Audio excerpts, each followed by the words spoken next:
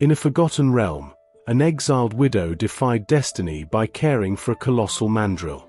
Their bond blossomed in isolation, merging ancient lore with the raw power of nature.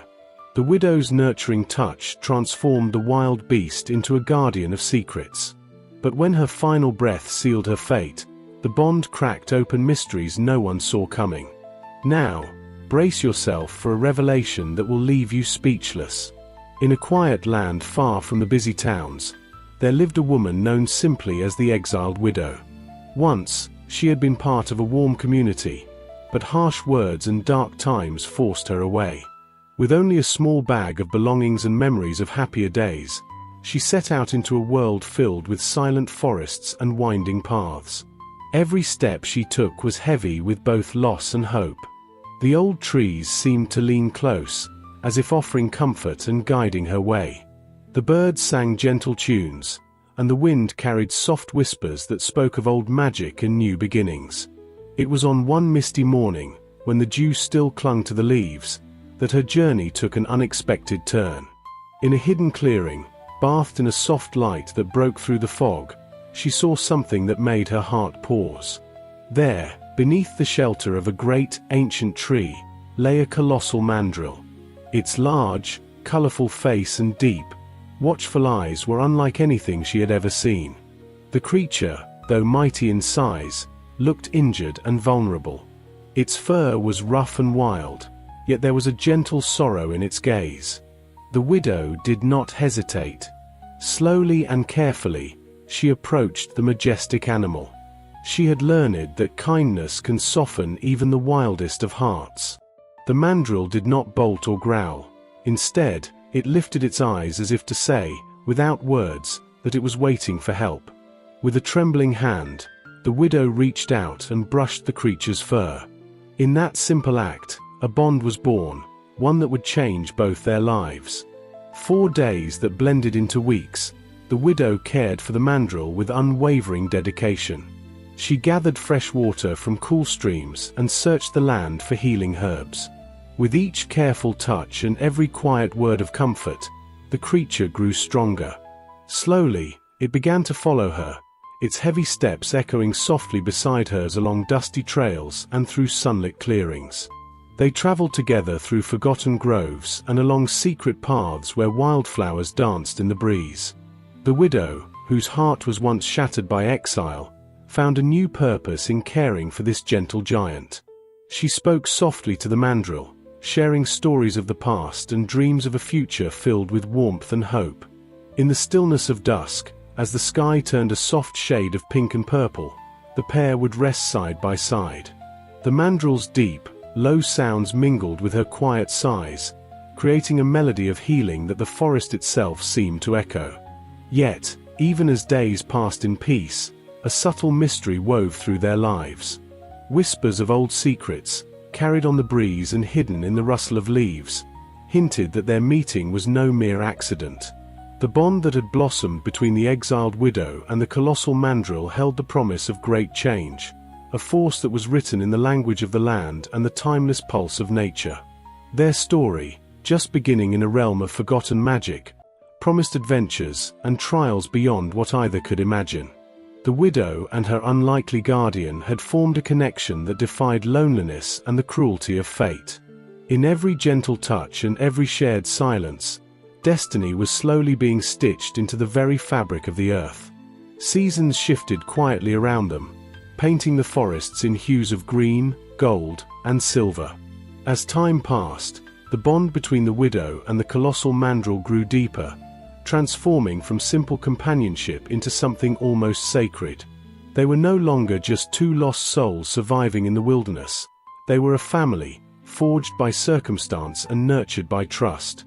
The widow named the mandrill Baru, a word from ancient tales meaning protector of the forgotten. Baru, in turn, seemed to understand the weight of this name. He walked with a gentle strength, always alert to the sounds of the forest, his towering presence a silent promise to guard the woman who had shown him kindness when the world had turned its back on her. Their days followed a rhythm of quiet harmony. Each morning, the widow would rise with the sun, her frail hands gathering herbs, roots, and berries while Baru kept watch from the shadows. The mandrill's sharp eyes missed nothing, a flutter of wings, the distant crack of a branch, even the softest rustle of leaves. When the widow tired, Baru would offer his broad back, carrying her through dense forests and across bubbling brooks, his careful steps ensuring she never stumbled. At night, when the world was draped in starlight, they would sit beside the flickering fire. The widow's voice, soft but steady, would rise into the cool night air as she recounted stories from her past. She spoke of love lost and friendships betrayed, of the home that had cast her out, and the dreams she once dared to dream. Baru listened, his deep-set eyes reflecting the firelight, as if he understood every word, every sorrow, every fleeting hope. But their bond wasn't just built on shared silence and gentle gestures, it was also forged in moments of challenge. One evening, as they wandered near the river's edge, a sudden roar shattered the stillness. A massive boar, its tusks sharp and gleaming, burst from the underbrush, charging toward the widow. Before she could react, Baru leapt between them, his enormous frame blocking the threat. The mandrill's roar echoed through the trees, a sound both terrifying and magnificent. The boar hesitated, recognizing the fierce protector standing before it, before retreating into the shadows. The widow's heart raced, not from fear, but from awe. Baru wasn't just an animal, he was her guardian, her defender in a world that had shown her nothing but cruelty.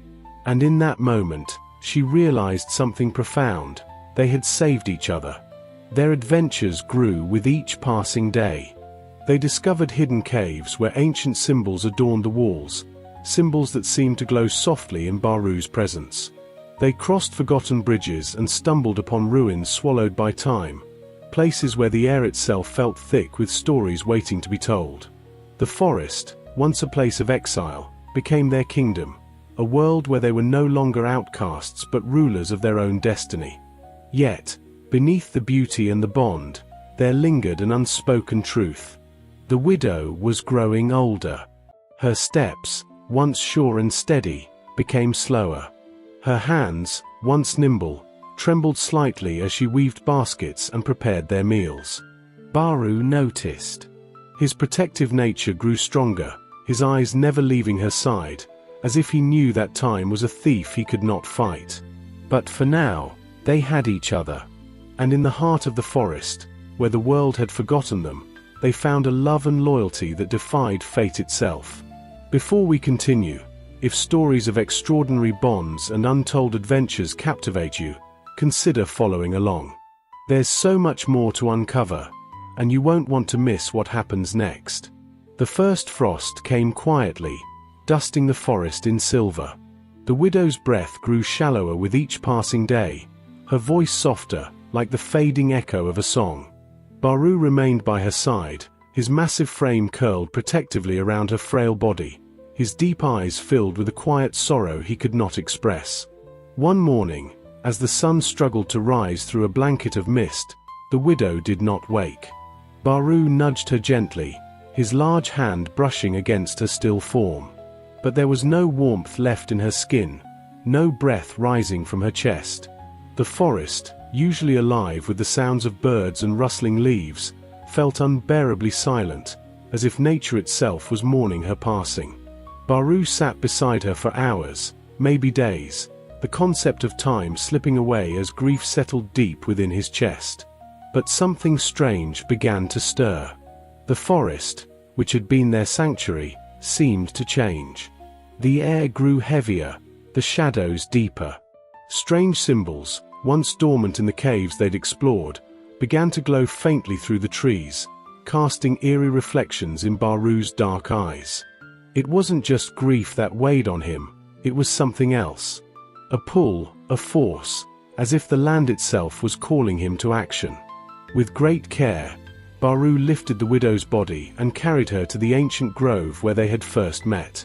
The ground beneath his feet trembled slightly, as if the earth recognized the depth of his loss. Gently, he laid her to rest beneath the towering tree that had sheltered them both. But as he placed the final stone atop her resting place, the ground pulsed with a strange energy. That's when it happened.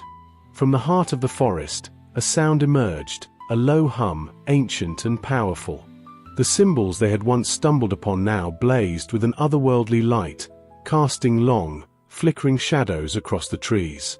Baru felt it deep within his bones. The widow had not just cared for him out of kindness.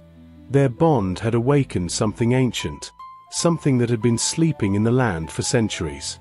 As the days passed, Baru began to change. His eyes, once filled with simple animal awareness, now gleamed with an unnatural intelligence. His strength grew, but so did his sense of purpose. The forest itself seemed to respond to his presence, trees bending slightly in his wake, animals retreating to the shadows as he passed. But the most extraordinary change was yet to come. Baru discovered he could hear her. Not with his ears, but deep within his mind. The widow's voice whispered through the trees, her words guiding him toward something hidden, something important. She spoke of an ancient curse, of a forgotten power tied to their bond. Their meeting had not been chance, it was fate. The widow had unknowingly nurtured the guardian of an ancient secret, and now, with her gone, Baru was the only one who could protect it. The villagers, who had long forgotten the widow and dismissed the forest as cursed, began to notice strange occurrences.